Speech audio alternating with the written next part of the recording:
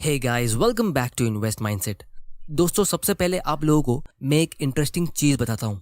क्या आप इमेजिन कर सकते हो कि कोई नॉर्मल आदमी जिसके पास कोई भी स्पेशल एजुकेशन नहीं है वो किसी पेशेंट की बाईपास सर्जरी कर सकता है, या कोई नॉर्मल आदमी एक बिल्डिंग का डिजाइन कर सकता है? दोस्तों, ऐसा हो ही नहीं सकता, क्योंकि ये सब फील्ड में आपको बहुत ज्यादा टेक्निकल नॉलेज चाहिए होती है। लेकिन पूरी दुनिया में एक ही ऐसी इंडस्ट्री है जहाँ कोई साधारण आदमी जिसके पास कोई भी एजुकेशन नहीं है वो किसी टॉप क्लास एक्सपर्ट को बीट कर सकता है उसी के गेम में, और वो है स्टॉक मार्केट इन्वेस्टिंग।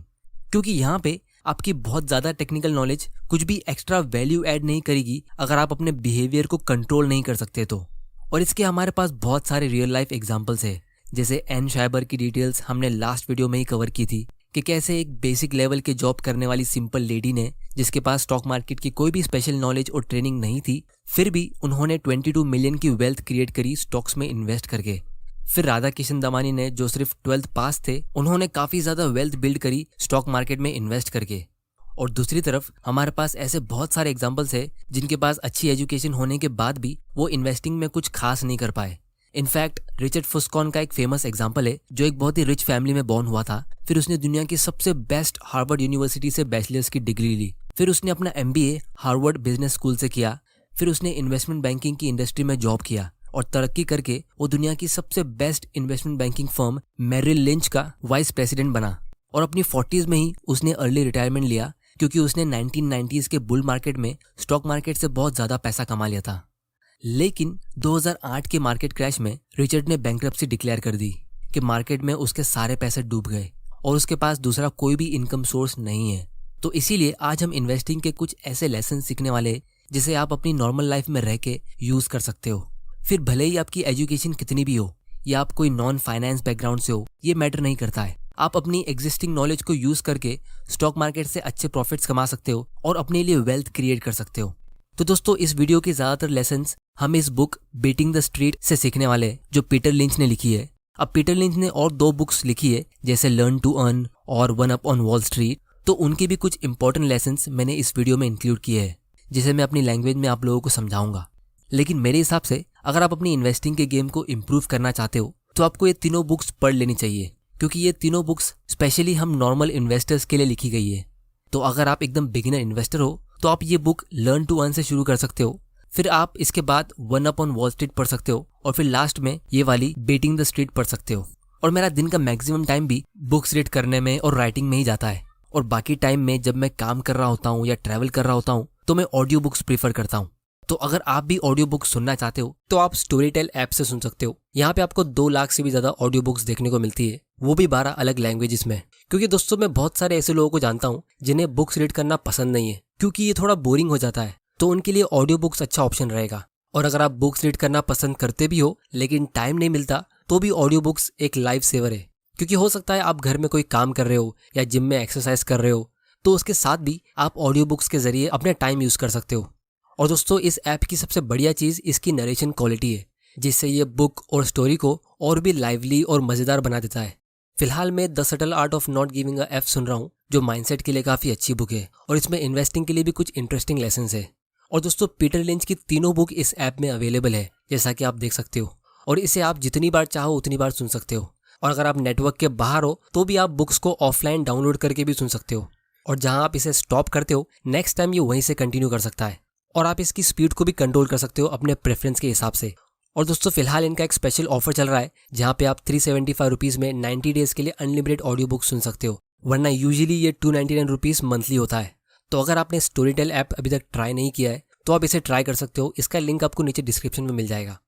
तो दोस्तों, अब हम इस बुक का सबसे पहला लेसन सीखते हैं। वो ये है कि जब 7th स्टैंडर्ड के बच्चों को एक स्टॉक का पोर्टफोलियो क्रिएट करने कहा गया, तो उनके पोर्टफोलियो ने म्यूचुअल फंड प्रोफेशनल से ज्यादा अच्छा परफॉर्म किया। इनफैक्ट अच्छा ही नहीं, बहुत ज्यादा अच्छा परफॉर्म किया। क्योंकि जब उन बच्चों को कहा गया कि उन्हें स्टॉक्स पिक करना है, तो उन्होंने वही कंपनीज के स्टॉक पिक किए जिनके प्रोडक्ट्स को वो पहले से यूज कर रहे थे और जिन कंपनीज को वो समझते थे।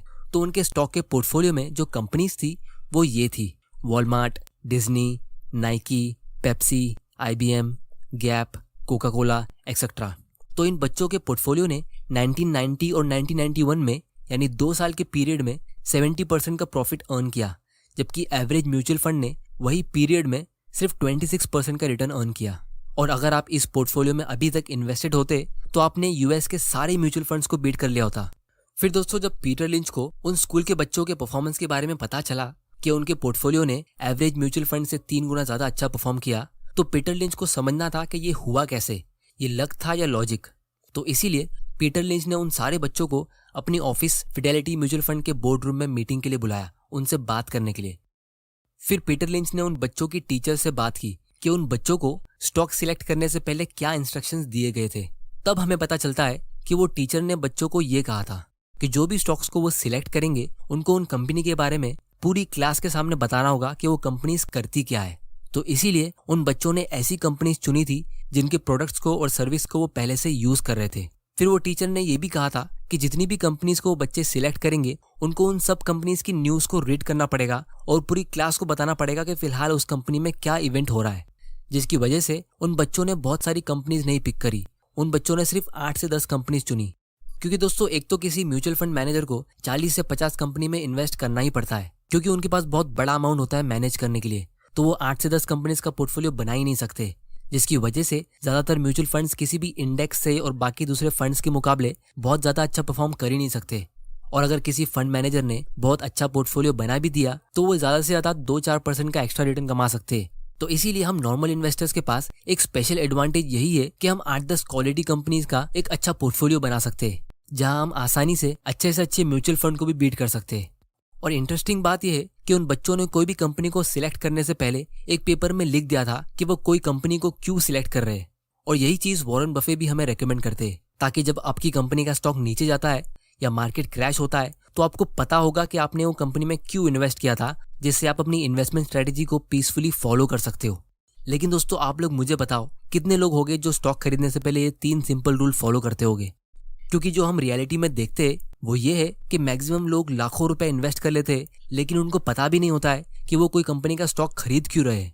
मेजॉरिटी लोग जब स्टॉक मार्केट में एंटर करते तो वो ऐसी सक्सेसफुल और अच्छी कंपनीज को इग्नोर करके कोई न्यू और हॉट कंपनीज ढूंढने की कोशिश करते, जिसकी वजह से वो फालतू में ज्यादा रिस्क लेते। जिन कंपनीज के प्रोडक्ट को वो सालों से यूज करते और उनको पता होता है कि वो कंपनी शायद ही कभी बंद होगी, लोग उसे छोड़ के कोई एकदम अननोन कंपनी में इन्वेस्ट कर लेते या कोई ऐसी कंपनी में इन्वेस्ट करते जिसने कभी 1 रुपए का प्रॉफिट भी अर्न नहीं किया है। जैसे लोग नए नए हॉट आईपीओस को चेस करते, इलेक्ट्रिक व्हीकल स्टॉक्स में इन्वेस्ट करते या अडानी ग्रीन जैसी कंपनीज चुन लेते, लेकिन ऐसी कंपनीज फ्यूचर में प्रॉफिट कमाएगी भी या नहीं वो उनको पता ही नहीं होता है। तो इसीलिए नेक्स्ट टाइटन या नेक्स्ट टीसीएस या नेक्स्ट गूगल को ढूंढने के चक्कर में आप एग्जिस्टिंग कंपनीज को मत भूल जाओ, क्योंकि ये बड़ी होने के बाद भी और बड़ी होती रहती है। तो दोस्तों, ये था पीटर लिंच का rule number 1, never invest in something that you can not explain with a crayon. और यहाँ पे हमें ये भी चीज समझ आती है कि जब बात आती है पैसों की तो हम इंसानों के अंदर लालच अपने आप आता है और लॉजिक साइड में चला जाता है। तो इसीलिए वॉरेन बफे हमेशा कहते हैं कि इन्वेस्टिंग सिंपल है लेकिन ईजी नहीं है, क्योंकि इसमें बस आपको कुछ सिंपल रूल्स फॉलो करने होते हैं, लेकिन उन सिंपल रूल्स को फॉलो करना बहुत मुश्किल है। तो इसीलिए इन्वेस्टिंग ही पूरी दुनिया की एक इकलौती ऐसी इंडस्ट्री है जहां आपको फाइनेंस की बहुत ज्यादा नॉलेज नहीं भी हो तो भी आप किसी एक्सपर्ट से अच्छा परफॉर्म कर सकते हो, अगर आपको अपने बिहेवियर को कंट्रोल करना आता हो तो। और अगर आपके पास और दूसरी फील्ड की नॉलेज है जैसे हिस्ट्री, साइकोलॉजी, सोशियोलॉजी और बिजनेस स्ट्रेटेजी, तो फिर आप स्टॉक मार्केट में और अच्छा परफॉर्म कर सकते हो। और दोस्तों, यहीं पे हम इस बुक के सेकंड लेसन पे आते हैं कि इन्वेस्टिंग एक साइंस भी है और आर्ट्स भी है। इसका मतलब ये है कि आपको कंपनी के अकाउंट्स और फाइनेंशियल परफॉर्मेंस के बारे में तो पता होना ही चाहिए, लेकिन उसके साथ में आपको उसके बिजनेस को देख के एक आइडिया भी होना चाहिए कि वो फ्यूचर में कहाँ जाएगा। क्योंकि अगर इन्वेस्टिंग सिर्फ एक मैथमेटिकल कॉन्सेप्ट का गेम होता जहां आप किसी कंपनी को उसके सिर्फ पास्ट के नंबर्स को देख के एनालाइज करते, जैसे उसका पास्ट प्रॉफिट कितने रेट से ग्रो हुआ या उसके फाइनेंशियल रेशियोज क्या रेट से ग्रो होते वगैरह वगैरह, तो इस हिसाब से दुनिया के सारे मैथमेटिशियंस और अकाउंटेंट्स अमीर होते। तो इसीलिए इन्वेस्टिंग में आपको कंपनी के फाइनेंशियल परफॉर्मेंस को देखने के बाद अपनी गट फीलिंग को भी यूज करना होगा। लेकिन सिर्फ ये गट फीलिंग भी काम नहीं आएगी, आपको उसके साथ बिजनेस स्ट्रेटेजी और कंपनी के एक्चुअल परफॉर्मेंस के बारे में भी पता होना चाहिए। और इसीलिए यहाँ पे मैं चार्ली मंगर की एक फेमस लाइन कहना चाहूंगा कि वॉल स्ट्रीट में people calculate too much and think too little, लेकिन नॉर्मल इन्वेस्टर्स सोचते ज्यादा है और कैलकुलेट कुछ भी नहीं करते। तो ये था इस बुक का lesson number 2, investing is art and science. फिर दोस्तों, इस बुक का तीसरा लेसन ये है कि the real key to making money in stocks is not to get scared out of them. अब दोस्तों, ये एक बहुत ही सिंपल लाइन है लेकिन उतनी ही इंपॉर्टेंट है, क्योंकि दोस्तों इमेजिन करो कि आप मुंबई में रहते हो जहाँ मौसम ठीक ठाक रहता है, लेकिन अचानक से ठंडी के सीजन में क्लाइमेट एकदम ज़्यादा ठंडा हो जाता है और एक ही दिन में टेम्परेचर 5 डिग्री गिर जाता है। अब न्यूज़ में आता है कि बहुत जल्द कुछ बुरा होने वाला है, क्योंकि पिछले 5-10 साल में ऐसा कभी हुआ ही नहीं है। तो क्या ये सब सुन के आप अपने घर को छोड़ के कोई दूसरी कंट्री में भाग जाओगे? दोस्तों शायद ही कोई ऐसा करेगा, क्योंकि आपको पता है कि ये सब होता रहता है, ये सब नेचुरल चीज़ है। तो आपकी भलाई इसी में होगी कि आप न्यूज़ को बंद करके अपने सेफ्टी प्रिकॉशंस को फॉलो करो। उसी तरह पिछले साल जब मार्केट क्रैश हुआ था कोविड-19 की वजह से और सेंसेक्स 40,000 से गिर के 27,000 पे आ गया था, तब बहुत सारे न्यूज़ रिपोर्टर और एक्सपर्ट्स कह रहे थे कि ये तो अभी शुरुआत है, इस कोविड-19 से इंडिया की इकोनॉमी को बहुत ज़्यादा प्रॉब्लम होगी और इसका नुकसान हमें काफ़ी सालों तक भुगतना पड़ेगा, सेंसेक्स 15,000 पॉइंट पे भी आ सकता है, वगैरह वगैरह। लेकिन दोस्तों एक्चुअली में हुआ क्या? देखते ही देखते सेंसेक्स रिकवर भी हो गया और अब 50,000 के ऊपर चला गया। तो इसीलिए स्टॉक मार्केट में जब क्रैश होता है तो आपको ये बात भी समझनी चाहिए कि ये मार्केट क्रैश बिल्कुल नॉर्मल चीज़ होती है। ये इकोनॉमिक ग्रोथ का एक हिस्सा होता है। कोई भी इकोनॉमी बिल्कुल स्ट्रेट लाइन की तरह ग्रो नहीं हो सकती, इसमें छोटे मोटे या बड़े फ्लक्चुएशंस हो गए ही। इसीलिए जो लोग अपनी लाइफ में फर्स्ट टाइम क्रैश देखते वो लोग पैनिक करेंगे ही, और जो लोग अपनी गलतियों से सीखेंगे नहीं तो वो लोग बार बार सेम मिस्टेक्स करते रहेंगे और मार्केट क्रैश के डर से या तो इन्वेस्ट करेंगे ही नहीं या मार्केट क्रैश के बीच अपने स्टॉक्स को बेच देंगे। तो इसीलिए मेरे हिसाब से स्टॉक इन्वेस्टिंग सब कर सकते हैं और सबको करना चाहिए, क्योंकि मिडिल क्लास लोगों के लिए वेल्थ क्रिएट करने का यही सबसे बेस्ट तरीका है। क्योंकि बहुत सारे लोग होते हैं जो खुद से बिजनेस चालू कर ही नहीं सकते, तो वो एग्जिस्टिंग बिजनेस में इन्वेस्ट करके अपने लिए वेल्थ क्रिएट कर सकते हैं। बस आपको अपने बिहेवियर को थोड़ा कंट्रोल करना होगा और इन्वेस्टिंग के कुछ इंपॉर्टेंट कॉन्सेप्ट्स को सीखना होगा। और फिर भी अगर आपको स्टॉक्स में इन्वेस्ट करने से डर लगता है तो आपको अपने माइंडसेट को इम्प्रूव करना होगा, क्योंकि अगर कोई आदमी बीमार होता है तो हम उसे यही कहेंगे कि वो अपनी हेल्थ पे ध्यान दे और जल्दी ठीक हो जाए। उसी तरह अगर आप स्टॉक मार्केट से डरते हो तो आपको अपनी नॉलेज पे और माइंडसेट पे इम्प्रूव करना होगा, और अगर आप ऐसा करते हो तो आप अपनी वेल्थ को इम्प्रूव कर सकते हो। तो दोस्तों उम्मीद करता हूँ कि आपको इस वीडियो से कुछ ना कुछ सीखने जरूर मिला होगा। स्टोरीटेल ऐप का लिंक नीचे डिस्क्रिप्शन में है, और अगर आपको स्टॉक्स खरीदने के लिए डीमैट अकाउंट ओपन करना है तो उसका लिंक भी आपको नीचे डिस्क्रिप्शन में मिल जाएगा। और अगर आपने अभी तक चैनल को सब्सक्राइब नहीं किया है तो जल्दी से कर लो और बेल आइकन प्रेस कर देना, ताकि आप ऐसे वैल्यूएबल वीडियोस मिस ना कर दो। आप मुझे नीचे कमेंट करके बताओ कि मैं कौन सी टॉपिक पे अपना अगला वीडियो बनाऊं।